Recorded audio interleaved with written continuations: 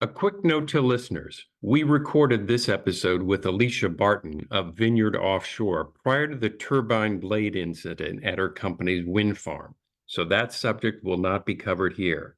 To learn more about it, check out our coverage at CommonWealth Beacon.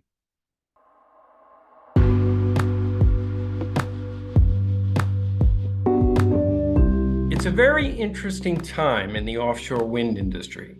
Here in New England, Massachusetts, Connecticut, and Rhode Island are preparing to wrap up a procurement next month that in some ways is designed to get the industry back on track after a series of project terminations.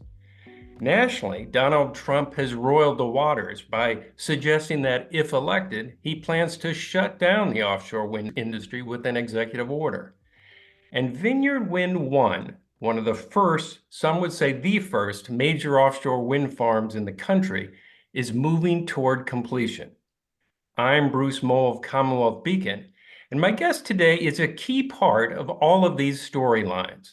Alicia Barton is the CEO of Vineyard Offshore, which is trying to finish construction of Vineyard Wind 1 and land a new contract to build an even larger Vineyard Wind 2.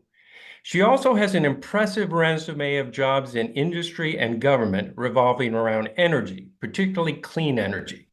Alicia, welcome to the Codcast. Thanks, Bruce. It's great to be here. Let's start with your quest to build Vineyard Wind 2. That, as I said, the procurement announcement is going to come up, expected to come up next month. For those our listeners that may not be steeped in all the details, give us your sales pitch for Vineyard Wind 2. Brief sales pitch. Well, Vineyard Wind 2 is a proposal that we've made not only to Massachusetts, but as part of the multi-state procurement that Connecticut and Rhode Island have joined as well to advance regional clean energy projects. And Vineyard Wind 2 is a significant proposal for 1,200 new megawatts of offshore wind capacity to help all three states meet their regional climate and clean energy goals. There's significant economic benefits that come along with offshore wind development. I think you and your listeners are probably familiar with that, but that's a key part of what we have proposed to each of the three New England states as well. There's over $2 billion in economic benefits. And importantly, this is a regional project that will have local economic activity in each of the three states if we are awarded. So from an environmental standpoint, an economic standpoint, and an energy security standpoint, importantly for the region as well, we think this is a fantastic project that we've put forward, and we're hopeful that the New England states will select it. You put out a press release this week talking about some economic development aspects of this project. I think companies that you're going to support and buy products from to help if you're selected to launch Vineyard Wind 2. Tell us a little bit about those. Yeah, absolutely. We were, in putting together the Vineyard Wind 2 proposal, we are in many ways leveraging the experience that we've had in advancing the Vineyard Wind 1 project, which is, as you teed up, and I would say the most significant large offshore wind project to go to construction to date. And as part of that, we've really gained the experience that, partnerships can be very powerful in making these projects really successful.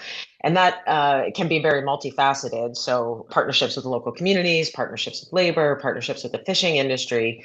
But one of the opportunities that we see very clearly in Massachusetts is the opportunity to harness the tremendous amount of clean tech or climate tech activity happening here, driven by the academic institutions, MIT and others, startup companies, a concentration that we have here that's really significant. And these projects that, like Vineyard Wind 2, which we propose, we think can help further unlock some of the advancement of what could be the next generation of leading clean tech or climate tech companies for the Commonwealth. So we announced that we're partnering with the Engine, which is an investment fund out of MIT, to help support promising clean energy technology companies in their portfolio.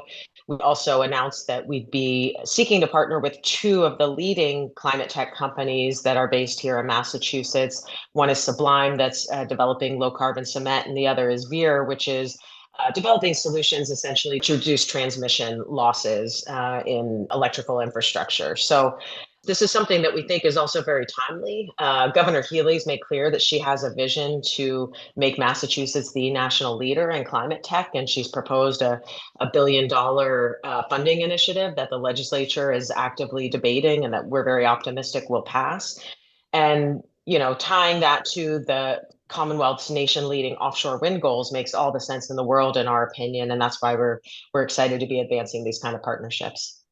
So this procurement, you've had a lot of experience both in the private sector and in government. If you were on the other side of the table in government right now, and this procurement was put out, it's been gestating for a long time, and it has the potential to for the three states to procure a lot of offshore wind. I mean, the total capacity is a lot.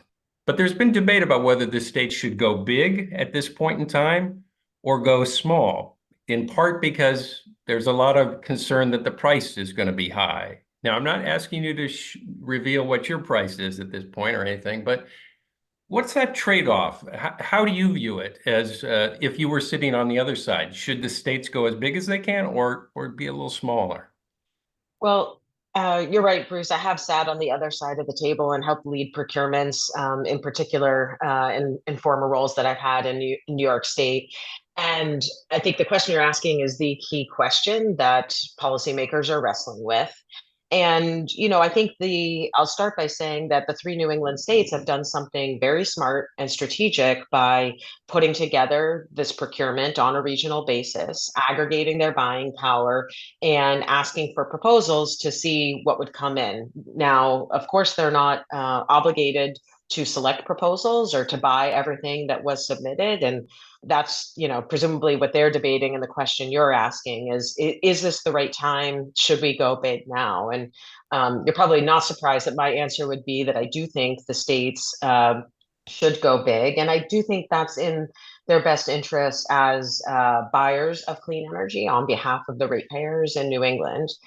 The price is something that is being debated, and we are debating it because we know that prior contracts that were contracted at lower prices were canceled because they couldn't be constructed economically on that basis. The reasons for that, and in my opinion, really have a lot to do with the global supply chain considerations, the fact that, and maybe hard to see this sometimes sitting in New England, but we are competing globally for components for offshore wind projects. Europe, Asian markets are building a tremendous amount of offshore wind right now, and that is creating a supply chain crunch on top of the interest rates and other inflation macroeconomic factors that everyone's very familiar with. But that's not going to change in the immediate future. I don't see those supply chain and those macroeconomic forces are going to suddenly look very different a year or 2 years from now. And so if you believe that, then I think you have to take into consideration that these are very long dated projects, right? It takes a while to develop an offshore wind project from bid submission to ultimately through federal permitting and then financial close and then the construction timeline. And we've certainly seen that with the Vineyard Wind 1 project that we've advanced. And so, when you take those timelines into consideration and you match them up against the climate and clean energy goals, and then add on top both the economic and energy benefits that we see from the projects, I think there's every reason to keep advancing towards that long-term vision of an electric grid in New England that is substantially powered by offshore wind. And getting a jump on that now is going to put us in the best position to be where we want to be in 2030, 2035, and 2040. So one thing you didn't mention in that equation is sort of the national political scene. And I'm not sure how to read this, so that's why I'm asking how you read it. But many weeks ago, Donald Trump was out campaigning and was sort of slamming offshore wind and said he was going to file an executive order as soon as he gets into office to stop offshore wind, whatever that means. I'm not sure what that means. But with that sort of hanging in the background, is that another reason to go big now, or what's your sense? Well, there is a lot of a lot of uncertainty about what Donald Trump means when he makes some of those statements. There's also, I think, a fair question, what the details of that are, whether he would follow through, and certainly we don't know who is going to win the election in November. all of that does create uncertainty that we are feeling in the industry right now. No two ways about that. And we do see that President Biden's administration has been extremely supportive of offshore wind, and Donald Trump has expressed the views that you just outlined, which would take us in a different direction. We lived through this previously with the first Trump administration, and the Vineyard Wind 1 project in particular was really at the forefront of trying to be the first project to get federal permits during that prior Trump administration.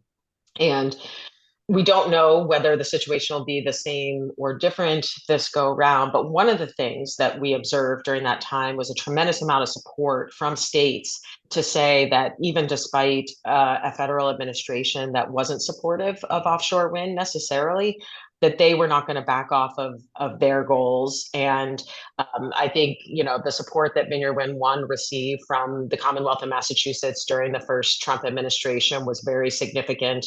My time working for the governor of New York overlapped with that first Trump administration. And we definitely viewed that as, a galvanizing force to make sure that the states would stay on track. So I think with your question being, should the states take that into consideration? Again, we'll know soon enough in a few months what the results of the election are, and these are long-term projects. So again, I think under any scenario, it makes sense for the states to move forward now. But I would also encourage them to think about the fact that we do have this risk out there, and they can help advance the offshore wind industry by selecting projects now and getting them on a path to move forward. Yeah, Donald Trump sort of seems like an existential threat to the industry in a lot of ways. And maybe not for forever, but even if you have state support, you still need all sorts of federal approvals to build and operate wind farms because it's usually in federal waters. So is this election, again, with all the caveats that we really don't know what he would do if he was elected, is it an existential threat to the industry? So one of the ways that I've been thinking about this is to also put ourselves in context of where we sit in 2024 versus where we were in 2016. So in 2016, offshore wind was a concept. Again, the Massachusetts legislature passed its first significant offshore wind procurement bill back in 2016 and was the first state to do so.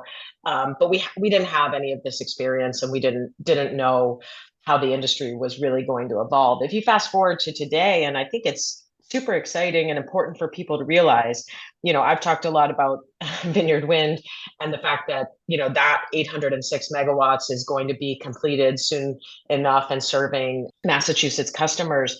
But if you look around the region, you've got the South Fork Wind Project being completed. You've got coastal Virginia, which is under construction in the water. You've got announcements for other projects in New England, Revolution Wind for Rhode Island and Connecticut, as well as Sunrise and Empire Wind in New York. And when you add all those up, Bruce, you get to about 6,000 megawatts of offshore wind that is actively being constructed right now, that has gone to financial close and is starting construction. That's a very different reality. That's a very significant industry for the United States. We've seen just on Vineyard Wind 1, which again is a 800 megawatt slice of that total 6,000 megawatts I just talked about. We're creating 3,600 jobs, over 1,000 good union jobs. And when you look at the industry as this much more mature industry that we are in 2024 and how far we've come, I think the calculus is different for any new federal administration to look at how they will treat the industry and its prospects for delivering economic and energy benefits to the country. So I'm not trying to totally minimize what Donald Trump has said or that he, could pose risks to the industry of a slowdown. I am worried about that. And I do think it's something that, again, we should be worried about, and the New England and other states that have offshore wind goals need to think about. But we are in a very different place where, cutting back on offshore wind really is going to be ratcheting down on an economic engine that has now started in a very real and powerful way. And I think that's just going to look a bit different, in my opinion, than it did the last time around. So you've mentioned Vineyard Wind 1 and the experience there. I wondered if you could talk a little bit about that because, and I don't know if this is just frustration as an onlooker, wanting it to be done quickly and up and running, as you say, this is all new. This is an emerging industry, but it's taking maybe longer than not everybody, but a lot of people expected or at least hoped for. What are some lessons that, you involved with this initial project, what are some lessons you take away from that? And what are some, some areas that you need to address to moving forward to sort of speed this process up, which everyone wants? Yeah, I certainly appreciate that perspective. And I can tell you, we certainly are very eager to see Vineyard Wind finish construction alongside our partners at Avangrid, who are also sponsoring that project. And there are no two ways about it. There's been a lot of twists and turns on this project, and it's hard being first, right? We alluded to, but there were delays to the project from the prior Trump administration and federal permitting delays that slowed us down. But even as we've gotten to construction, and are, again, the first very large offshore wind project to go to construction in the US, we are learning lessons about what it takes to construct offshore under, for example, the federal permitting regime that we have in the US. We've had unforeseen things happen related to weather, related to, again, things that are somewhat outside the project's control. And I don't think that's totally unusual for large construction projects, right? If you think about it, even most people know that, home renovation projects and the like, it's hard to get them done on time, let alone when you're talking about a multi-billion-dollar, first of its kind, extremely large, heavy infrastructure project. And so I think we should take a hard look at the lessons learned, as you suggest. And one of the things that I think a lot about in that regard is the need for flexibility looking ahead. So again, if you think about just the timeline for Vineyard Wind 1, that project was originally awarded a contract back in a solicitation that ran in 2017 and then awarded in 2018. And a lot has changed in the world from between 2018 and 2024. So when I think about this next generation of offshore wind projects, Vineyard Wind 2 and others, and how do we make sure that their timeline is going to be better than timelines, and that we continually try to speed up that process. We know that we have to at least take account of the fact that that things might change in between, and the New England states have recognized that to a certain degree. They've included, for example, in their procurement inflation adjustment factors that bidders were permitted to respond to in terms of pricing. I would say it probably goes farther than that. And I would encourage, as some of the legislative debate unfolds on Beacon Hill, for policymakers to consider ways in which we reform our procurements of clean energy going forward to allow flexibility in those contracts and allow flexibility in procurement approaches that I think will make the projects more durable. So you may, for example, have flexibility in what the deadline is for finalizing construction. But if we can avoid locking into too rigid of scenarios for these projects and recognizing again that over 6+ years of permitting and construction, things are going to change, I think we'll land ourselves in a better overall trajectory for how these projects can be successful. So two things I wanted to ask you about, a little more practical on the ground stuff with Vineyard Wind 1. So the other thing, I think most New Englanders know the weather pretty much onshore, but it seems like you're in a sweet spot, right? At least that's what I'm told, a sweet spot right now through these next few months in terms of conditions to do a lot of construction. But are the winter, it was somewhat slow going during the winter. Are you learning that is going to be a problem going forward, that part of the year?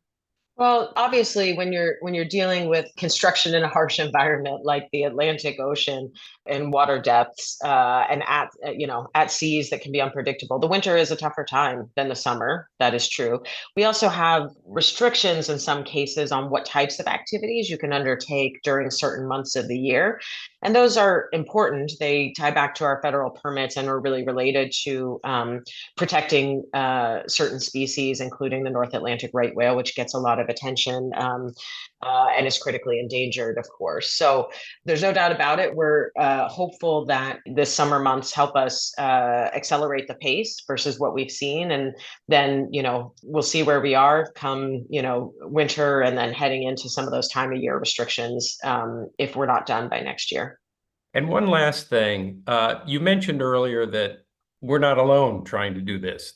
Europe, the whole world is exploring offshore wind, and the demand for this supply chain to erect and manufacture these turbines and everything is stressed, to put it mildly, as everybody tries to expand dramatically. So it seems like, if you had a magic wand, you'd want to sort of base everything out across the globe so that it operates pretty smoothly, but it's not working that way. Is there any answer to that supply chain issue? Because that's probably not going to resolve itself, I think, as you said, in any time soon, which throws a lot of doubt into the whole equation. Is there any solutions you have that you would suggest there? Yeah, no, I think, obviously it would be great if we had a magic wand and could expand supply chain capacity now, so that some of these, components that we see scarcity for, in particular, I would say in the 2029 to 2032 time period, there's just a massive amount of globally offshore wind that's meant to be developed. And so when you see high voltage electrical equipment, certain specialized installation vessels, there aren't enough to go around.